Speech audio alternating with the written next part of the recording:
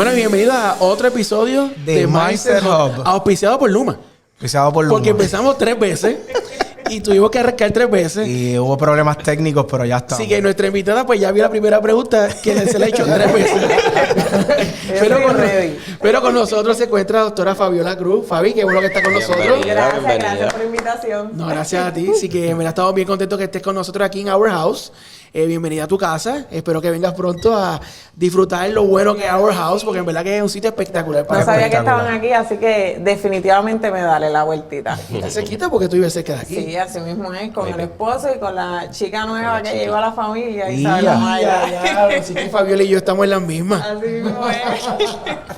Fabi, la escuchaste, pero te la voy a hacer otra vez. Así que tienes que sorprenderte cuando te la haga, porque el efecto Hazla como si no supiera. Sorpréndete. Y antes de seguir, gracias a Wilfredo y a Julio también por tenerme aquí. Y una vez más, como siempre, gracias a ti. Wilfredo, es como siempre la demografía Underseries apoyando por acá y nosotros para los boomers. Y acá estamos. Sí, lamentablemente. Los viejitos. Y pues obviamente, pues ustedes elegantes, yo estoy con la camisa de Puerto Rico porque estamos en la Serie Caribe. Bueno.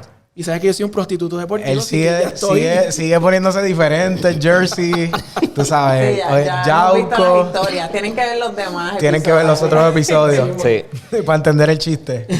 Fabi, después de, fuiste esencial en salvar muchas vidas. Fuiste la cara muchas veces. Cuando prendimos la noticia, Fabi Cruz estaba allí. Era la que nos daba una noticia. Después de toda esta pandemia, todo lo que pasó, ¿cómo tú reaccionas en la calle si alguien te dice, después que todos tanto hablaron, que iba a morir tanta gente, pero si el COVID eso era un catarro, nos encerraron, nos obligaron a vacunarnos, a ponernos mascarillas para un catarro? ¿Qué tú le dirías a una persona que te diga eso? Mira, como te había dicho, nadie me ha parado hasta el momento a decirme eso, gracias a Dios, ¿verdad? Y como yo había dicho, la segunda entrevista corrida que logro ese momento wow de la entrevista. El momentum. Cuéntame, pues Fabi. mira, la realidad es que pues las personas, si me vienen a decir eso, pues no han visto lo que realmente está pasando. O sea, ya han muerto 7 millones de personas.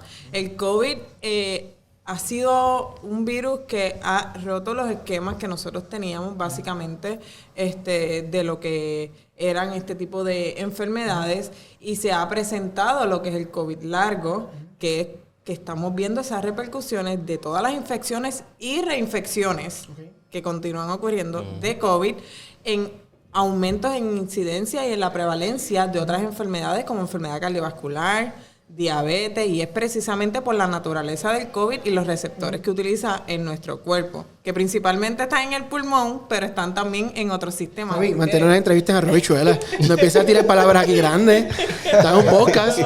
Puedes hablar malo, pero no tires palabras grandes.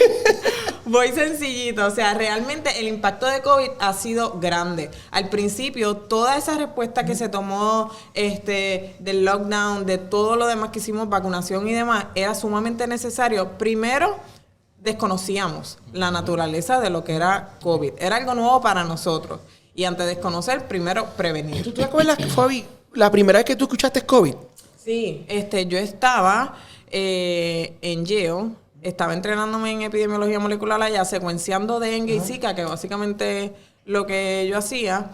Y ya el laboratorio donde yo estaba se estaban preparando para secuenciar COVID. El campo de epidemiología molecular, que básicamente es leer, ¿verdad? Ese librito que tienen todos los microorganismos de ADN y demás, es bien activo en Twitter. Y empezaron a publicar un montón de cosas sobre esto en Twitter. ¿Qué pasa? Nosotros hemos visto un montón de noticias a través de nuestra vida de hay un virus nuevo además, pero cuando yo veo la magnitud con la que continúan publicando cosas sobre el SARS-CoV-2 que se parecía a algo que ya habíamos visto antes y comienzan a sumar los casos, yo empiezo a seguirlo y todavía yo recuerdo cuando iban 10,000 casos en las páginas de internet del conteo a nivel mundial y yo veía eso subir 30,000, 40,000 y yo, wow, esto está increíble. ¿Y esto fue como cuántos meses antes que explotara realmente? Eso fue, yo te estoy hablando de enero.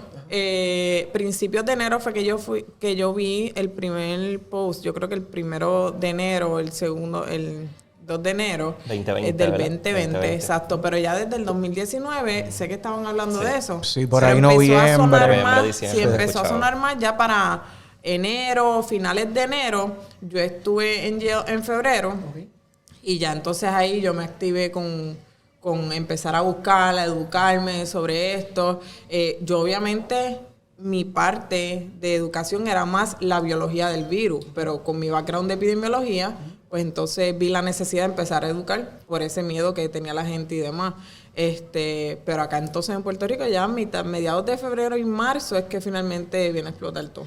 ¿Qué hubiese pasado si la decisión hubiese sido cero rastreo, cero monitoreo, vamos a dejar que todo el mundo coja la enfermedad?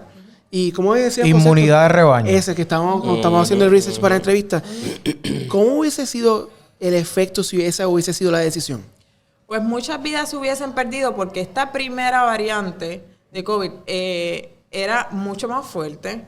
La enfermedad era mucho más severa que las variantes que estamos viendo ahora. No significa que nunca más vamos a tener una variante así de severa. Por esa razón es importante continuar el estudio sobre COVID y las variantes que están saliendo nuevas y demás.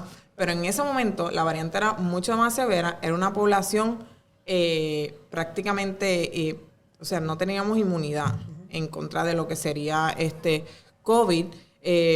Y las exposiciones estaban siendo muy altas, iban a ser demasiado altas si no hacíamos el lockdown y demás en lo que se estudiaba y todas estas cosas. El factor de contacto entre persona y persona, la vida que llevábamos en ese momento, pues definitivamente se nos iba a empezar. O sea que el lockdown era la decisión. Sí, definitivamente el lockdown era un detente para poder estudiar. Vamos a detenernos, estudiamos y continuamos.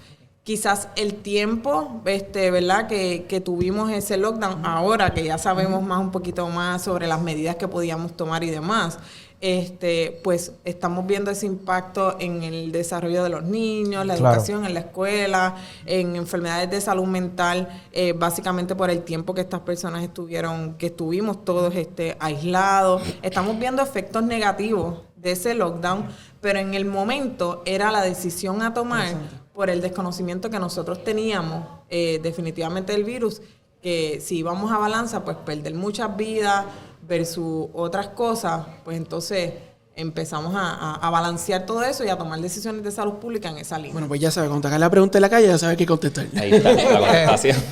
Te quería preguntar sobre eso rápidamente. Obviamente, sí, sabemos ya o sea, los efectos que tuvieron los lockdowns, específicamente en lo que hablaste, en la población de niños. Y obviamente el contraargumento siempre era que pues el virus no iba a atacar quizás a ese grupo de edad, ¿no? Que pues ese obviamente era el... ¿Tú creías que también un lockdown o no llevar a los niños en ese momento a la escuela también era una buena política pública? Pues mira, la realidad es que definitivamente pues, los niños van a casa.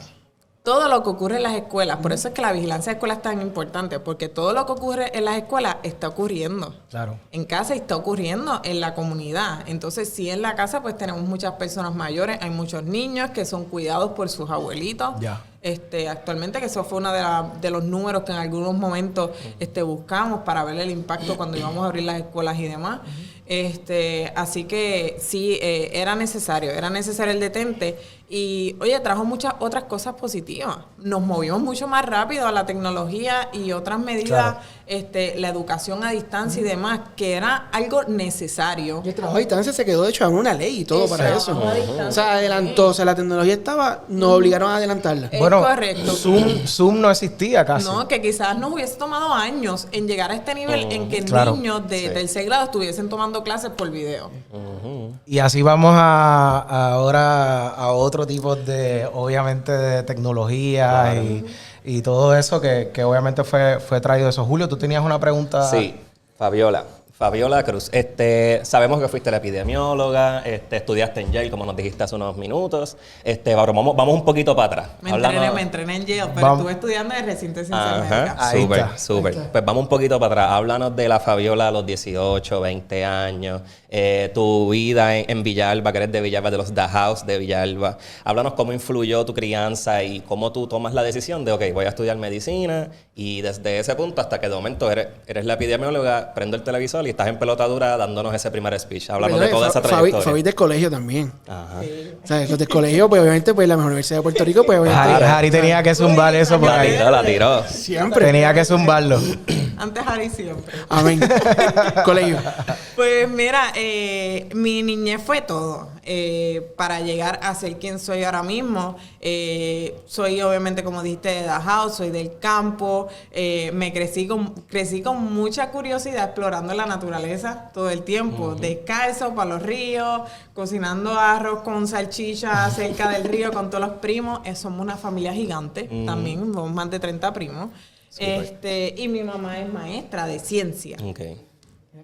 Mi mamá es maestra de ciencia y mi papá es agricultor. Wow. Entonces, pues ahí en esa línea, pues fui viendo todo esto de la curiosidad y demás. Nosotros teníamos compañías de chiquitos para planificar los juegos de la semana. Teníamos periódicos, libros describiendo los pájaros. O sea, mi niñez, como les digo, fue todo para yo. O sea, que eso fue lo que despertó tu parte de la ciencia De desde pequeña. Definitivamente. Y luego entonces mi hermano mayor fue a estudiar una escuela especializada en ciencias y matemáticas. Que es Croy, mi hermano mayor es ingeniero. Ok, súper. Abrams. Yo siguiéndole los pasos en este mismo interés, pues obviamente en Villalba yo estudié en la escuela pública, en la escuela del Pino, y de allí entonces decido solicitar a CROEM en Mayagüez, que es una escuela residencial, especializada en ciencias y matemáticas. Allí entonces me aceptan en CROEM, y en CROEM se abrió el mundo de las ciencias para mí. En CROEM cogí clases de anatomía, lo que es microbiología, que fue lo que me enamoró, básicamente, genética, química orgánica, un montón de clases. Y más que coger las clases, era la competencia cultural a la cual me expuse en CROEM. Distintas clases sociales. No es lo mismo cuando estás en una escuela en el campo. Seguro. Distintas clases sociales, hasta religiones, o sea... Mira que Fabi nos dijo antes de la entrevista, porque obviamente pues tuvimos que arrancar varias veces la entrevista gracias a Luma, que en Villalba la amistad le decían, Fabi, nosotros nos vamos para tu casa, tú vas al pueblo. O sea, eso es lo lejos que tú vivías del pueblo de Villalba. Literal, Sí. yo vivo como a media hora Del pueblo. Del pueblo de Villalba. En Villalba. Sí, así mismo O sea, es. tú eres del sector que el alcalde se acuerda solamente... Ay, cuando vamos a elecciones. No, nosotros hacemos mucho ruido. Ok. Hacemos mucho ruido, así que se acuerdan de dejar siempre. No era que le dimos un dato de Villalba musical que Que no lo sabía. Que no sabía. Que no lo sabía, que eran los 6 palitos. El 6 de los palitos. El 6 de los palitos. Yo no lo sabía, yo estoy aprendiendo aquí con Muy bien, muy bien. sobre esto. Y yo soy del campo, pero yo creo que yo soy jíbara. Muy bien. Pues Súper. nada, básicamente después de esto paso al bachillerato en el Colegio Mayagüez, Muy bien. microbiología. Allí me enamoro de epidemiología. Tuve un maestro de microbiología médica. Y epidemiología para mí era ser detective de enfermedades, quién está enfermo, con quién tuviste contacto, esto, lo otro. Claro. Y eso me enamoró. Súper. Pasé a epidemiología. En epidemiología es un camino bien largo. En epidemiología ya luego salud pública a nivel poblacional, cómo uno hace política pública de verdad y cambia una población, no un individuo, una población. O sea, que tú realmente son de las pocas personas que ha tenido la oportunidad en su vida de realmente lo que estudió ponerlo en práctica. Y todos lo vimos, porque lo veíamos todos los días en televisión. Es correcto, y eso es lo lindo. Yo juraba que yo tenía que viajar a otros países para responder en una emergencia de salud pública de enfermedades infecciosas. Porque Claro. aquí tenemos muchas epidemias, obesidad, diabetes, enfermedad del corazón y demás. Pero enfermedades infecciosas, yo pensaba que yo me iba a tener que ir a otro país a practicar eso porque yo quería tener esa experiencia. La experiencia te vino a buscar. Y la experiencia llegó aquí a Puerto Rico y tuve la oportunidad de la vida. Yo digo, hay personas en el campo de la salud pública que pueden estar toda su vida trabajando y no se les dio nunca una oportunidad como esta. Es como yéndome por el lado romántico, es como conocer el amor de tu vida, Ajá. ¿verdad? Tener esa oportunidad, Claro. pues definitivamente eso fue lo que me pasó. ¿Cómo que se llama tu esposo? Ángelo Caña. Ángel, lamentablemente no eres el amor de la vida. Y Te a rayos, conocí, Ángela. David, te conocí. Él es el amor de mi vida. Y a rayos. ok, El segundo. También llevo segundo. Bueno, ahora está Isabela Maya, venga. Ahí está, Muy bien. ahí está. Muy Buen bien. tipo, pero está compitiendo. Fabiola, y entonces, obviamente vamos a hablar un poquito de Elephant in the Room, pero antes de entrar a todas estas cositas que pasaron, pues obviamente en tu Tenure. carrera, en tu tenure, ¿verdad? En el gobierno, queremos hablar que recibiste un premio, ¿no? De American Public Health Association. ¿Cómo es ese, ¿verdad? Ese contraste entre todo este revolto, todas estas cosas que pasaron obviamente y ya varios años, pues entonces ya te están dando premios, ya tú te sientes un poco quizás más cómoda. Me imagino que el super estrés, yo vi un video tuyo que tenías unas ojeras heavy, me imagino que no dormiste. Ese era el video. Teníamos varios videos. Eso es lo que íbamos a poner, pero no vamos. Fabiola, te recomendamos que hables con la gente de Google, porque cuando hicimos search de videos para ti, los videos que salían no eran los mejores, ¿verdad? Pues habla con edición a ver si añadimos ese video por Pero ahí.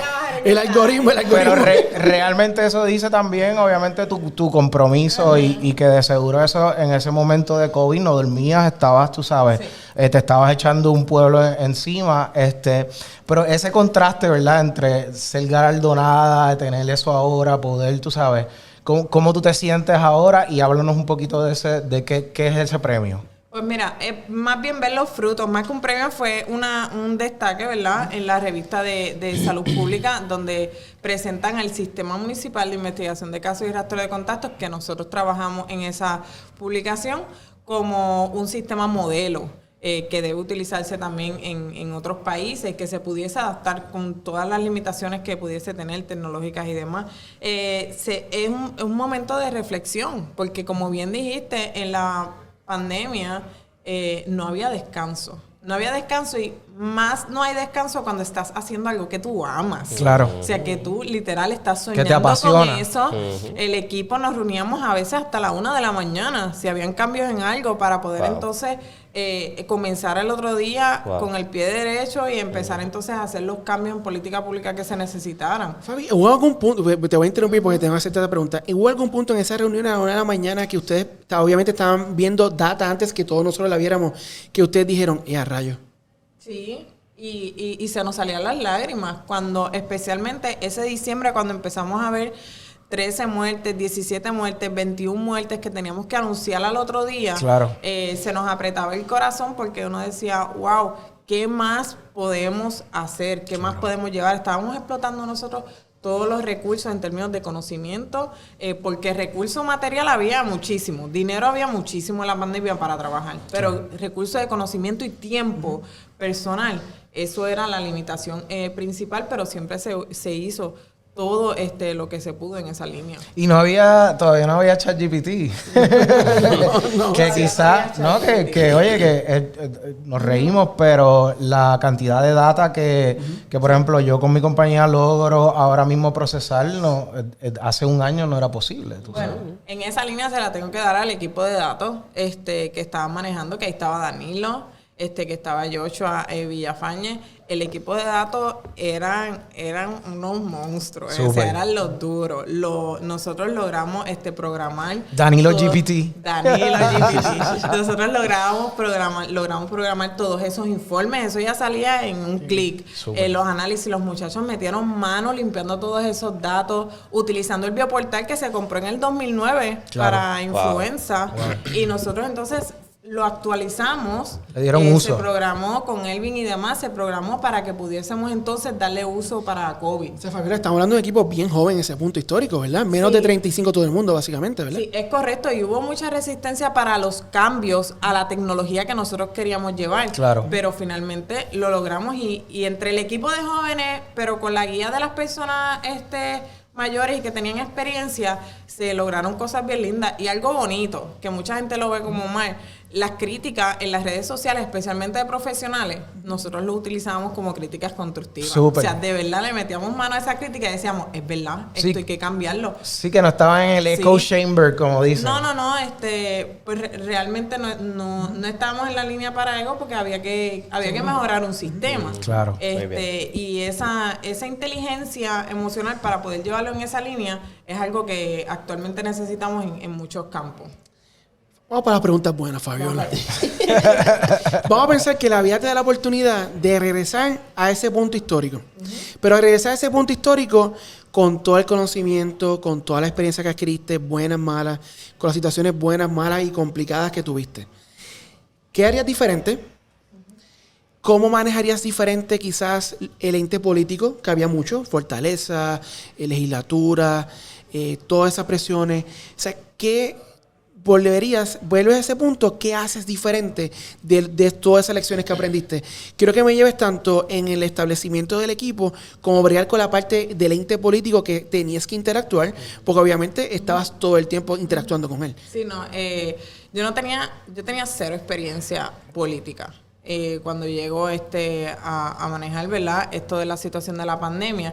Y creo que lo hice bastante bien dentro de todo, ¿verdad? Todas las decisiones que se tenían que tomar, pero hubiese luchado más para evitar politizar lo que era la respuesta. Básicamente, muchas de las cosas que yo decía, si no estaban de acuerdo con algo, pues yo era en otra línea política, o sea, me asociaban a otras líneas políticas y demás. Y hubiese luchado más y hablado claro. Mira, estamos mezclando la política con esto. He hablado claro en esa línea. Otras cosas a nivel del equipo que me hubiese gustado era diversificar más. Se me quedaron muchos grupos, la comunidad sorda, por ejemplo, personas que padecían ya de enfermedades crónicas, cómo podía trabajar con otras asociaciones, con la Asociación de la Diabetes y demás, qué otros recursos podíamos ir integrando para diversificar más. Esa respuesta es algo que hubiese hecho distinto porque al principio yo llegué y era población general. Eso era mi mente, población general, pero hay muchas determinantes sociales muchos que factores. habían que trabajarse. Y otra cosa era unificar el gobierno. Se trabajó mucho en el gobierno con Departamento del Trabajo por allá. Se invitaban a reuniones, pero al final terminaban haciendo sus respuestas, Departamento del Trabajo por allá, Departamento de la Familia por allá. Entonces, ¿cómo tú haces un sistema de datos y un sistema general que se pueda colaborar y hacer una respuesta de usted y tenga con los empleados y demás? Fabiola, tu salida, obviamente, pues, hubo controversia en tu salida, lo recordamos. ¿Ya puedes hablar de ella? Sí. Ya estaba en blog. Ya, pues fuiste. O sea, vimos los videos. De hecho, de esos fueron los videos que te estaban molestando. Que íbamos a poner, pero no. No, en verdad que no lo vamos a hacer. Todavía hay break de ponerlo. No lo vamos a hacer. Mira, pero fuiste bien elegante en ese punto histórico. O sea, ya puedes hablar realmente qué fue lo que pasó en tu salida y todo ese andamiaje, ¿verdad? Ese video. Exacto. Y ahí te queremos hacer una pregunta más directa. Ajá. Obviamente, cuando tú sales, tú dices, mira, fue una falta de respeto. Ajá.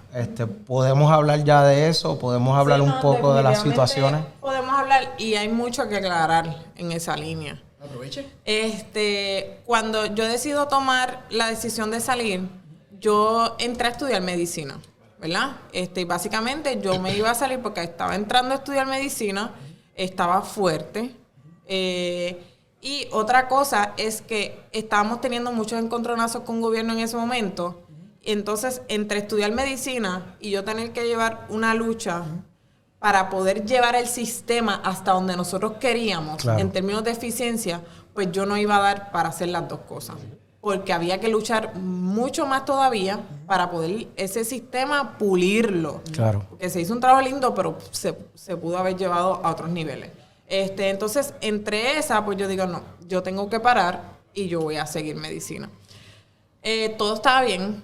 Lo discuto con el secretario de Salud. Incluso me iba a quedar para hacer otros proyectitos más. Me quedé unos meses más luego. Todo estaba bien. Pero teníamos unas discusiones internas con otro personal de epidemiología. Y ahí fue cuando entonces me destruye la oficina y entre las redes y cubrir las noticias, pues todo se interpretó como que salgo yo de malas del departamento de salud. Realmente la historia real, tú llegas a tu oficina y yo estaba de buena con el doctor Mellado. Todo estaba bien. Habíamos hablado sobre mi salida. Yo iba a apoyarlo en otras cosas. Incluso nosotros levantamos el sistema de educación en esos últimos días, conjunto con Wilmarí de Jesús, que fue quien desarrolló la vigilancia de educación. Pues todo lo demás de lo de regular escuelas y eso lo trabajamos en esos últimos días que yo estuve allí. Pero toda esa salida mía se confunde y se hace el encontronazo con este otro personal de oficinas que básicamente pelea, yo digo bobas por egos y cosas. Claro. Pues entonces ocurre esto y se combina la cosa. Y se hizo un arroz con pollo que después... Puedes decir la palabra que usamos. Estamos en YouTube. Estamos en YouTube. Aquí puedes hablar malo. Sí, se hizo. La verdad, llegaste y tu oficina estaba... Fue triste, obviamente, porque pues es un momento en que tú no te quieres concentrar en eso, tú estás respondiéndole a un país. Lo menos que tú quieres tener es ese tipo de dramas y controversias, pero nada, ocurrió y empezamos de nuevo entonces en otra oficinita con el personal que teníamos y seguimos para adelante. Te quitaron la suite y te pusieron en un cubículo casi. Nos pusieron en un cubículo. Sin vista, aunque en salud no hay mucha vista allí. No hay mucha vista. Harry, pero eso es modus operandi del PNP, Harry, no sé. Eso es otro podcast. Oye, no sé. Se puso colorado, Nosotros lo que hacemos es ganar elecciones, más nada. Pero... La realidad es que esa es mi historia.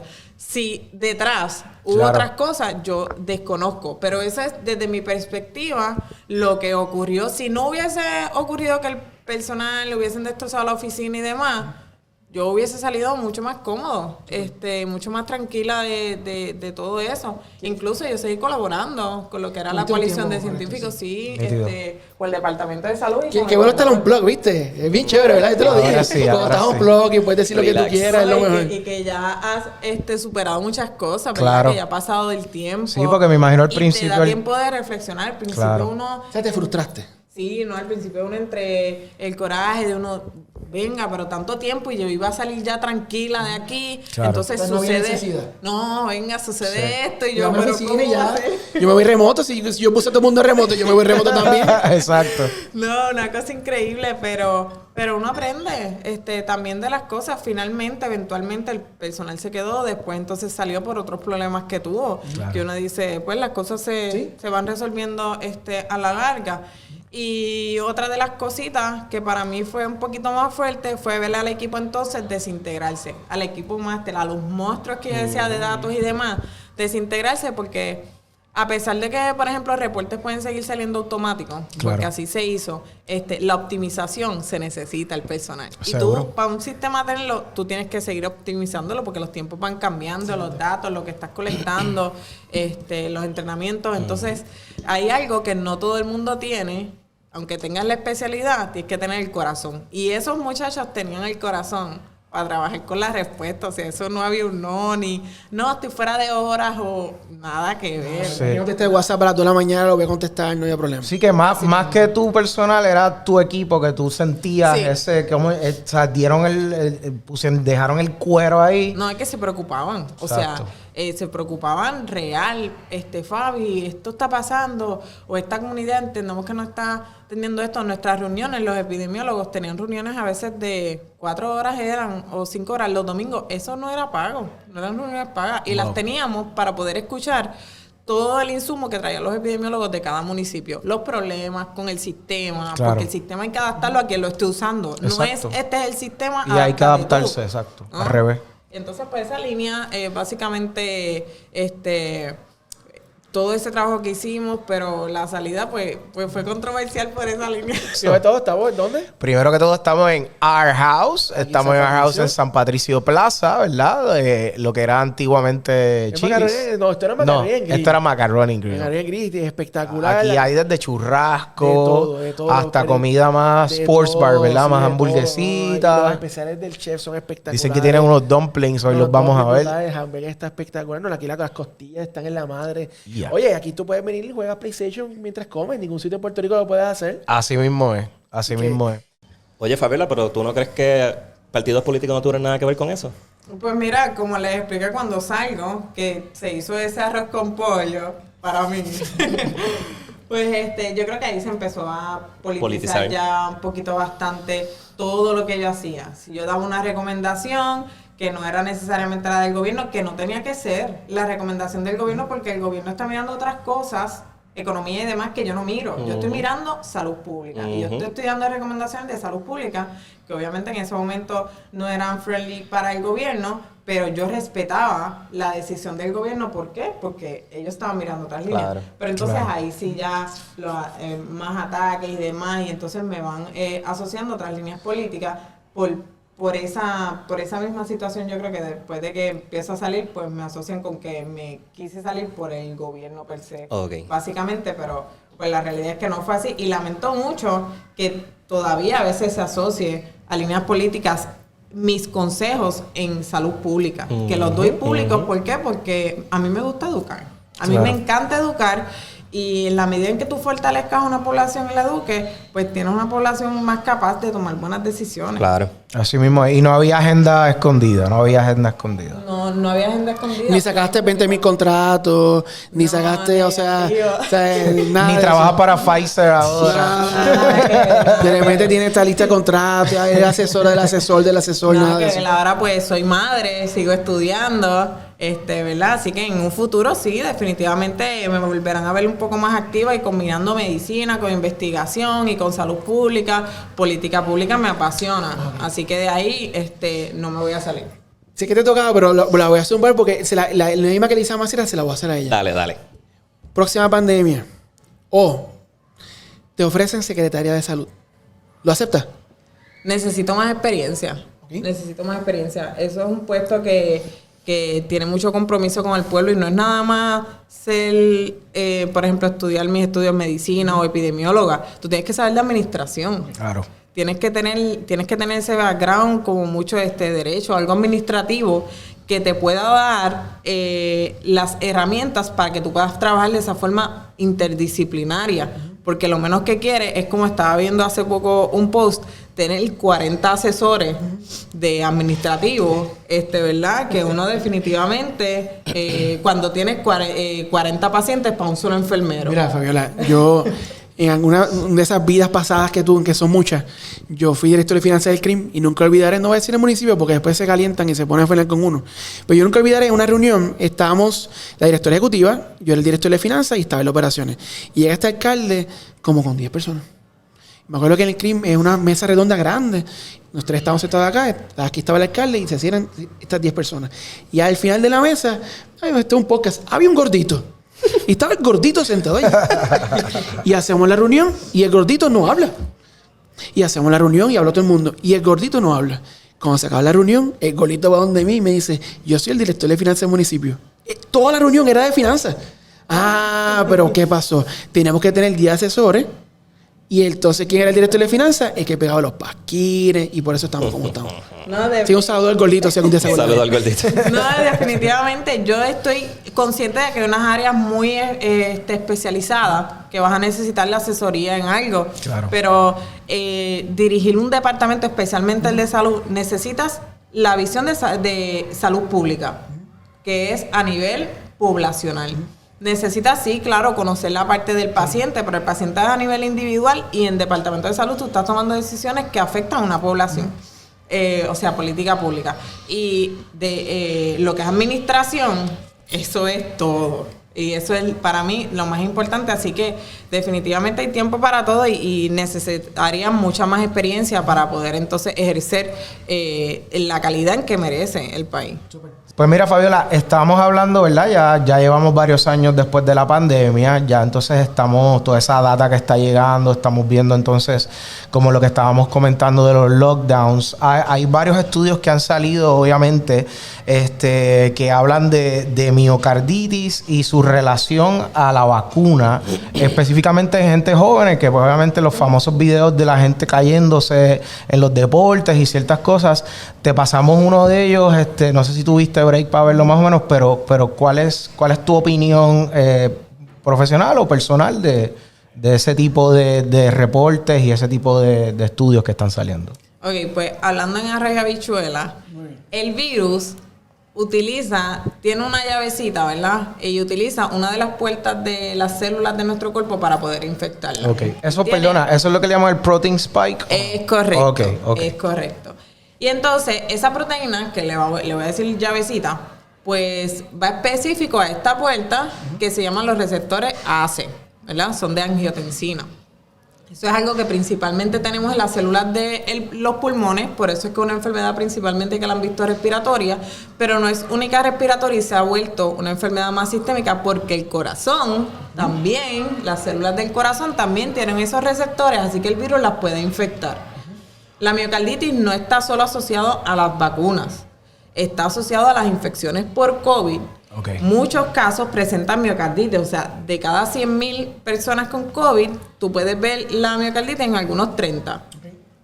Al contrario, por las vacunas, algunos 60. Al contrario, por las vacunas, sería en algunos 30. ¿Y por qué por las vacunas? Porque la vacuna pudiese causar miocarditis, aunque son bien pocos los casos, porque utiliza la proteína, la misma proteína. Así que básicamente el mismo mecanismo, pero como está controlado, lo lleva en menor proporción de lo que sería una infección real por COVID. Hay personas que todavía eso es lo que se está estudiando, que tienen diversos factores genéticos y demás que los predisponen a que entonces puedan tener esta enfermedad en forma fatal. Usualmente se recuperan. En arroz habichuela, también el COVID podría causar miocarditis. El COVID lo puede causar en mayor probabilidad, con mayor probabilidad. Oye, y hablando de todo esto, ¿verdad? Que todas las teorías de conspiración que se eran de la vacuna y toda esta desinformación en las redes sociales, ¿cómo fue el impacto de las redes sociales mientras tú estabas a las tantas de la mañana viendo los datos reales y de momento tú estás en tu día libre, abres las redes sociales y están fomentando no se vacunen, hay un chip, esto, lo otro? ¿Cómo tuviste eso en ese momento de tu vida? No había días libres, pero... no había días libres. En tu hora libre, en tu única hora libre. En la discusión diaria se veían, ¿verdad? Y se encontraban todas estas controversias. Así que yo puedo entender el miedo de la gente, ¿verdad? Ante algo desconocido. Si tú no conoces bien el proceso también del desarrollo de las vacunas, esta vacuna tiene una tecnología nueva que antes no existía. Claro. Antes, para nosotros poder leer un genoma, que es básicamente lo que le dice al virus qué hacer, se podían tardar meses. Ahora uno se tarda 24 horas en hacerlo. Y eso es todo lo que necesitabas para hacer este tipo de vacuna, que es la parte que todavía se continúa estudiando, efectos a largo plazo de la vacuna y demás. Hasta el momento, pues definitivamente los riesgos que pudiese presentar como casos de miocarditis no son mayor que el beneficio a nivel poblacional de tener una hospitalización de pacientes y demás, que ha reducido, yo no tengo duda, pero se continúa estudiando. Básicamente estamos viendo, y es ciencia, vida real. Ciencia siempre es un experimento, la ciencia es dinámica, va cambiando y no el se método puede científico. Definitivamente no se puede dejar de estudiar, pero siempre fui bien cuidadosa con los movimientos antivacunas, porque yo puedo comprender la naturaleza del miedo que puedan sentir. Obviamente, no se había estudiado para esa vacuna efectos a largo plazo porque no había tiempo. Claro. Y pues nada, gracias a Dios hasta ahora continuamos viendo uno que otro efecto, coagulación y demás. Sí. Pero todavía no son más esos riesgos de lo que serían los beneficios. Excelente. Súper. ¿Tienes un blog? Es correcto. Y vimos uno de los blogs que pusiste. Bien reciente. Es sobre el tema de la cesárea. Y para eso tengo a mi esposa Lizzy, que obviamente acabamos de dar a luz. Y tiene un audio, porque ella pues pasó por 2 cesáreas. Y obviamente pues ella quiere que tú la escuches. Hola, les voy a contar mi experiencia. Tuve un embarazo muy bueno, sin complicaciones. En ocasiones me subía la presión arterial, algo que llevo padeciendo desde que me administraron la 3ª vacuna contra el COVID, aunque ya no tengo que tomar medicamentos. Eso se pudo controlar en el embarazo sin problemas, hasta la semana 37, que comencé a sentirme mal, y cuando fui al hospital mi presión era inestable y los latidos del bebé bajaron. Me estuvieron monitoreando, pero el líquido había bajado y los latidos de bebé también, no dilataban ni contracciones. La recomendación médica era culminar el embarazo y se procedió a la cesárea. Me hubiera encantado poder dar a luz por parto vaginal.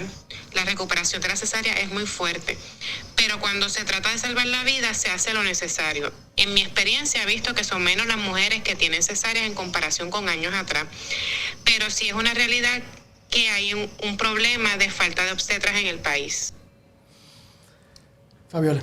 Pues mira, ella definitivamente tenía una indicación, ¿verdad?, para la cesárea. Las cesáreas, el porcentaje de nacimientos que son por cesárea ha ido aumentando en comparación con otros años. La preocupación principal, más que escasez de obstetras, es que un parto natural toma tiempo. Por ejemplo, yo estuve 23 horas, ¿verdad? Su madre reciente. Toma tiempo, y ese tiempo, si tú lo organizaras todos en cesárea, los obstetras te dan. Pero lo que pasa es que cesárea es un procedimiento médico quirúrgico, claro, para poder ayudar a mujeres que tienen estas complicaciones, dar a luz sin problema y de forma segura. En ese caso, no deja de ser una operación, ¿verdad? Si nos vamos a parto natural, que es lo que se promueve, aquí sí vemos una escasez de personal para cubrir las horas, para cubrir todo ese tiempo que pudiesen ser 23 horas, pudiesen ser 6, pudiesen ser 48 horas. Entonces, ¿cómo vamos a dividir el tiempo entre el personal que tenemos, que no es solo el obstetra, que también están los anestesiólogos y demás, que pudiese ser cesárea? Otro problema que han mencionado es que las mujeres están pidiendo la epidural y demás. Así que, ¿cómo manejamos eso? Pues ahí es con el artículo que yo presento otras soluciones, que es integrar lo que son las dulas al cuidado, porque tenemos que trabajar mucho con las mujeres embarazadas con lo que es la inteligencia emocional. Claro. El dolor lo están vendiendo en todos lados como el cuco. Claro. Y no les digo que no es fuerte, es sumamente fuerte, pero es parte del parto, es parte natural del parto, porque para eso todas esas contracciones son necesarias para que entonces el bebé nazca. Hay mecanismos que nos pueden ayudar a manejar ese dolor. Y sí, para eso ¿las cesáreas son un negocio o es por la falta de personal? Las cesáreas son necesarias en algunos casos.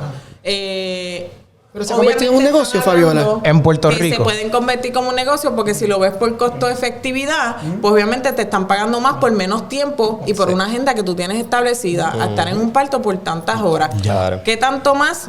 Vi una entrevista de una obstetra que está diciendo unos $200 más. Pero imagínate con el tiempo, tu agenda, todo bastante cómodo, ¿verdad? Y ajustado para el personal también que puedas tener. O sea que tú lo que estás diciendo es que ese balance entre el poco personal y quizás tratar de salir del embarazo lo más posible para seguir con más pacientes, pues eso quizás es algo que está influyendo. Es uno de los factores. Claro. Otro de los factores es que necesitamos más educación y necesitamos más apoyo a la mujer, que los planes médicos, por ejemplo, cubran esta parte de las dulas. ¿Por qué? Porque ella está acompañando durante todo el embarazo y tiene la oportunidad de educarte. Un obstetra puede estar contigo 5 minutos. Wow. Eso no da break para educarte en toda la parte mental que tú necesitas.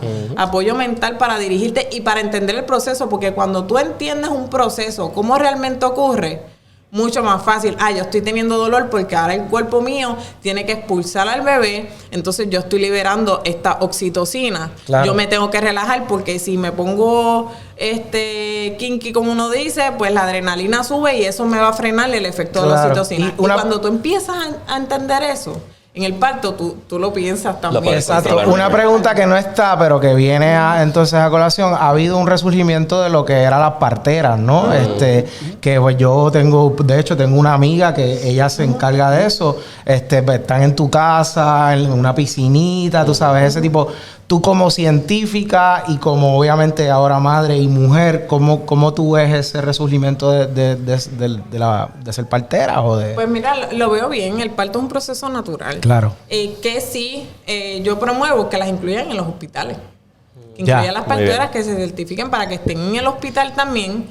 Y entonces cualquier complicación médica que ocurra con bebé o con mamá se pueda atender rápido, porque para eso hemos hecho los avances, la ciencia y demás. Y yo creo que los hospitales también se pueden atemperar a lo que es tener un parto un poco más humanizado. Yo tuve la bendición de que en el hospital donde yo estuve, yo no tuve dula, pero las enfermeras que estaban eran dulas también. Así que ellas me decían, no, Fabi, vamos a pararte, vamos a hacer el squat, vamos a hacer esto, lo otro, y me ayudaron a manejar el dolor súper bien. Yo no utilicé epidural ni medicamentos para el dolor. No. Así que definitivamente esta parte de incluir las parteras es algo sumamente importante y algo bien bonito que puede ayudar a humanizar el proceso. Este tema te apasiona mucho porque puedo decir, mi percepción. Mi percepción. Te nota en la cara.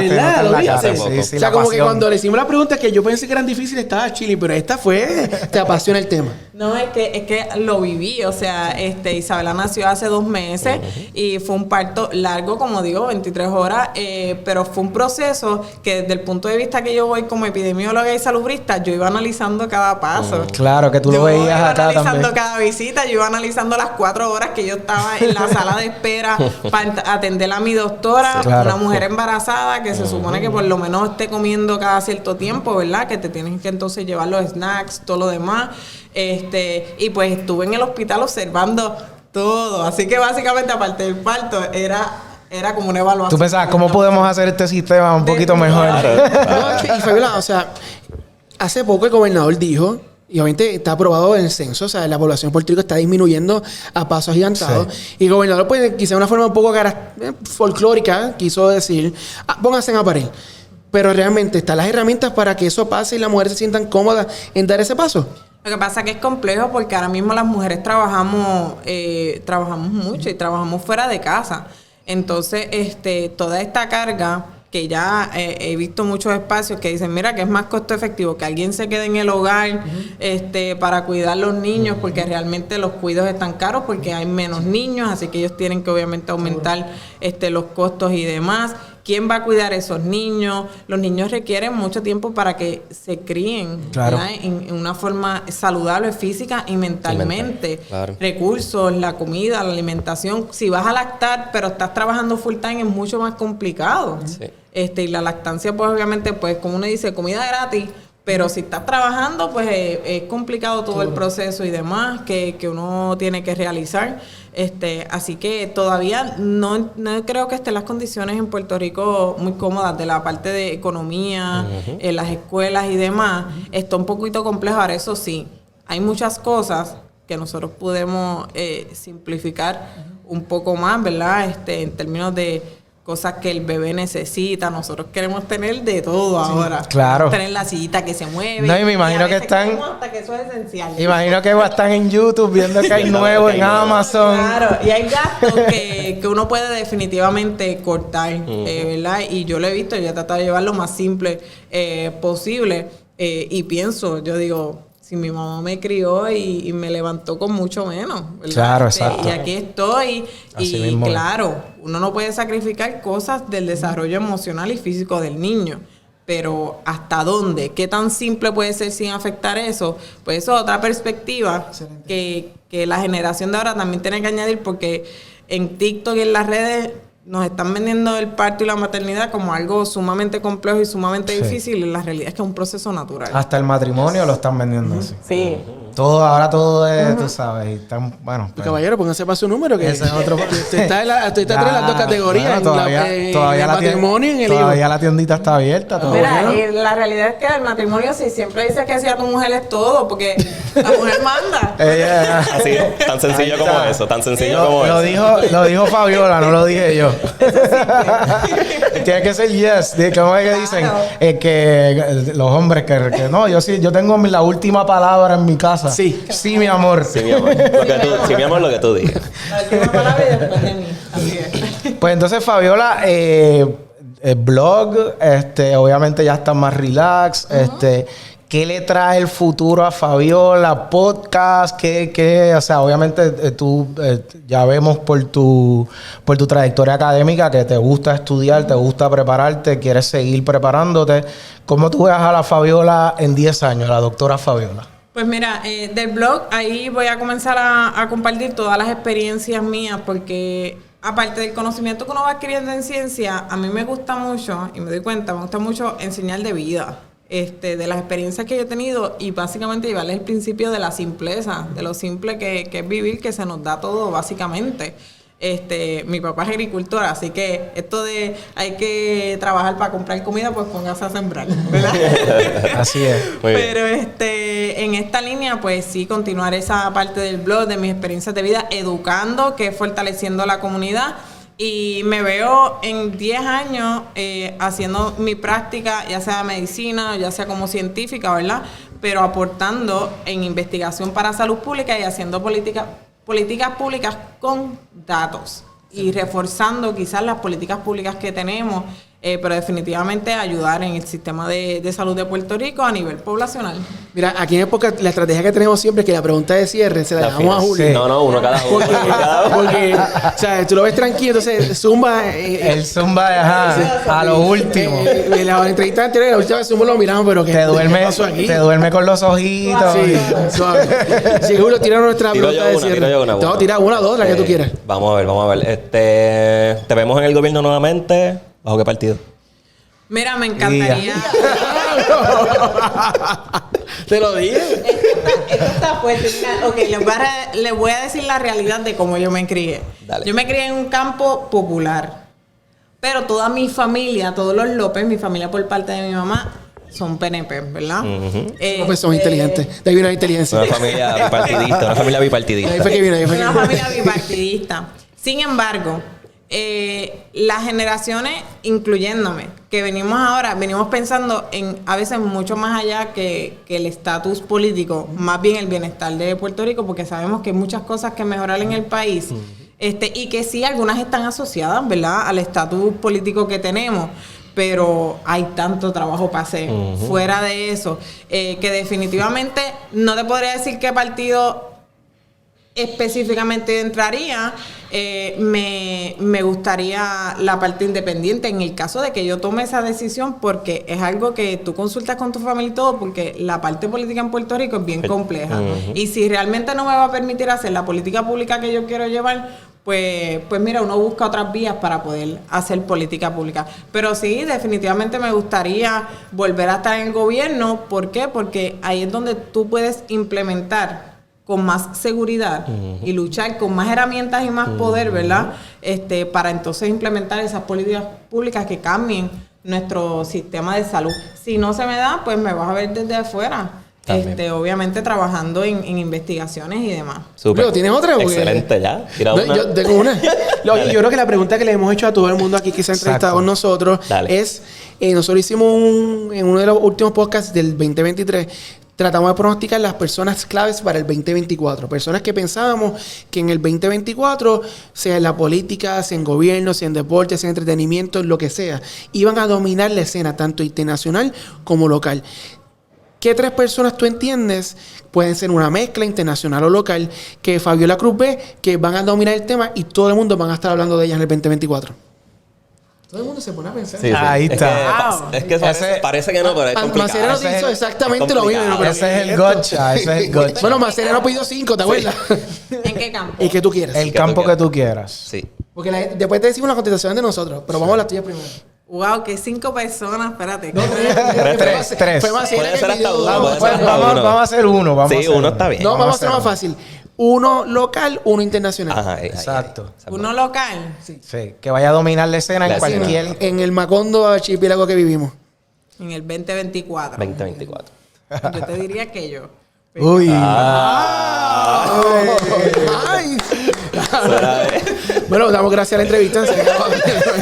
Otro capítulo de Mindset Hub. Sí, tenía que venir una mujer a poner respeto. Sí, la mejor contestación que nos La ha dado. mejor. Tenía que venir una chica a poner respeto. Es respeto. complejo porque más que personalidades, o sea, yo veo áreas, veo campos distintos, así que muy difícil esa pregunta para mí. Más que decirte yo misma, porque yo estoy segura de que yo voy a echar para adelante en distintos campos, voy a seguir publicando cosas y puedo aportar mucho en guiar y en sugerir cosas para la salud pública de Puerto Rico. Todas las personas que están impactando directamente el área de la salud mental.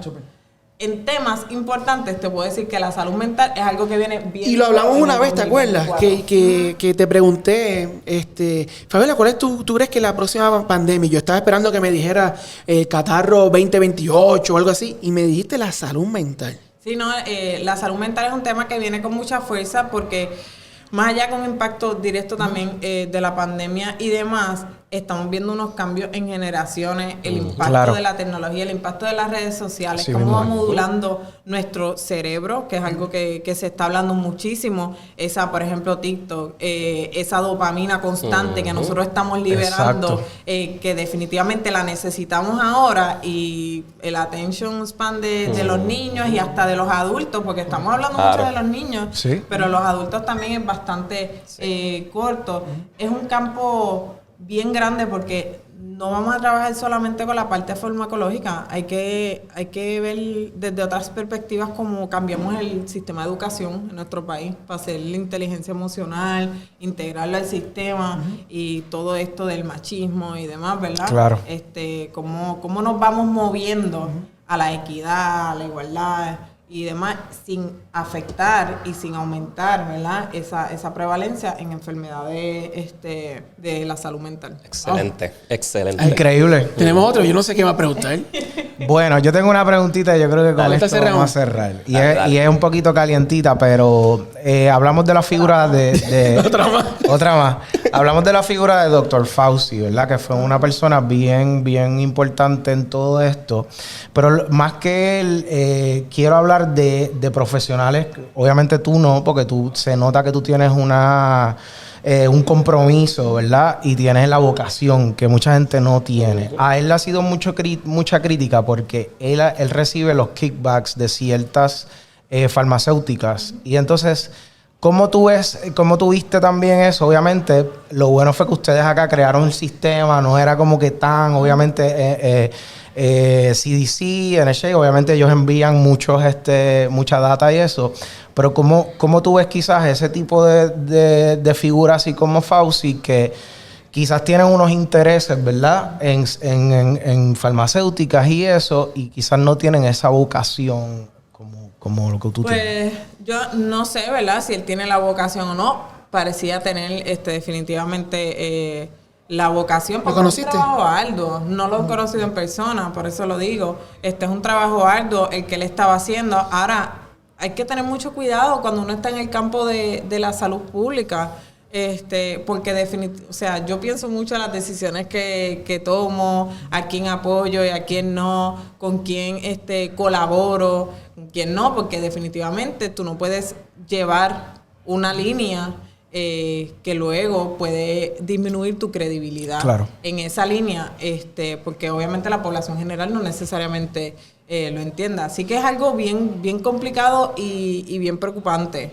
Que tú estés llevando una respuesta en salud pública y a su vez pues tenga otros intereses que no necesariamente son pues salubristas, ¿verdad? En tu lado, que sean más intereses económicos o demás, como dice Harry, yo no tengo los 30,000 contratos, ¿verdad? Porque todo esto quita y afecta la percepción de la gente, no es en ti nada más, es la ciencia. Y lo vimos, porque entonces la percepción que tenían hacia Fauci, que como bien digo, no lo conocí en persona ni demás, afectó también la visión que tenía la gente hacia las vacunas. Te lo digo porque él en una dijo, I am science. Y eso para mí fue como que, espérate.